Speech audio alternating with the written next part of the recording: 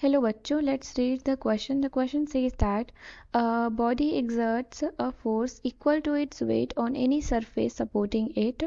Force acting normally on a surface is called the thrust. Thrust acting on a unit area of surface is called the pressure. So, on the basis of your understanding of the above paragraph and the related studied concept, the unit of pressure is. यहाँ पर आपको बताना है pressure का unit क्या होता है और पैराग्राफ में आपको दे रखा है कि कोई बॉडी जो है वो हमेशा एक फोर्स लगाती है अपने वेट के इक्वल जो उस सरफेस को सपोर्ट करती है। तो जो नॉर्मली सरफेस पर फोर्स एक्ट करता है उसको हम कहते हैं thrust and thrust acting on unit area of surface is called pressure. So from here we can write की कॉन्सेप्ट एज, क्योंकि यहाँ पर बोला है कि थ्रस्ट अगर यूनिट एरिया ऑफ सरफेस पर एक्ट करे तो उसको प्रेशर कहते हैं। और थ्रस्ट क्या है? एक तरीके का फोर्स है। Force acting normally on the surface is called thrust. Thrust एक तरीके का फोर्स है, इसका मतलब प्रेशर क्या हो गया? Pressure is equal to force per unit area हो गया। तो यहाँ से अब हम यूनिट निकाल लेंगे अगर हमें फोर्स की यूनिट और एरिया की यूनिट पता हो।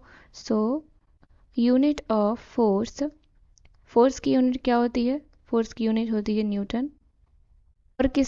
और जो हमारा एरिया होता है उसकी यूनिट क्या होती है? Unit of area that is equal to metre square.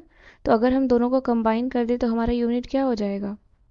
Pressure का यूनिट हो जाएगा न्यूटन पर मीटर स्क्वायर, जिसे हम क्या कहते हैं? जिसे हम पास्कल भी बोलते हैं।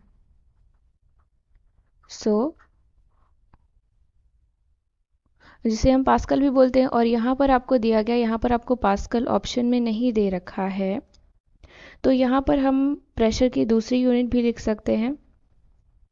प्रेशर की एक दूसरी यूनिट होती है SI के फॉर्म में, किलोग्राम पर मीटर पर सेकेंड स्क्वायर। हम उसको इस तरीके से भी लिखते हैं। और प्रेशर को हम लोग और किस टर्म में लिखते हैं? प्रेशर को हम लोग ATM के टर्म में भी लिखते हैं, और ATM।